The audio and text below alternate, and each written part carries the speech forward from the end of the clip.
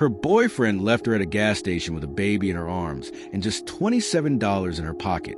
What she'd billed from that moment shocked the entire country. Hi friends, welcome to new amazing video. Jessica Miles, age 24, living in Atlanta, Georgia.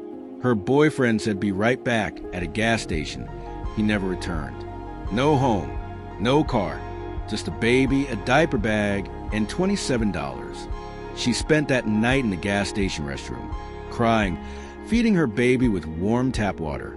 She asked shelters for help. Many were full, lived in her friend's garage for weeks, tried to get a job. No one wanted a single mom with no experience. Started cleaning houses under the table just to buy formula. Every time I fed my daughter, I felt like I won a war. Found a free business class at a community center. Learned how to create flyers. Open a PayPal account and pitch herself.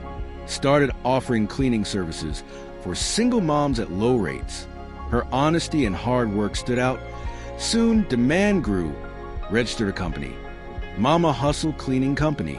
Hired other single moms who needed work. Created a slogan, "We clean with care because we've been there." Got featured in a local newspaper. Then a TV interview. Within a year, 12 employees, 3 vans, and over $200,000 revenue to a video of her cleaning a disabled veteran's home for free went viral on Facebook, 5M plus views. Celebrities donated vans and supplies. Appeared on The Ellen Show. Received $100,000 in business grant. She broke down on national TV.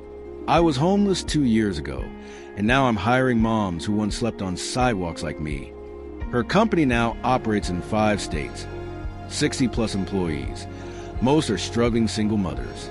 She gives workshops on budgeting, childcare, and confidence. My daughter doesn't remember being homeless, but I do. That's why I'll never stop helping moms like me.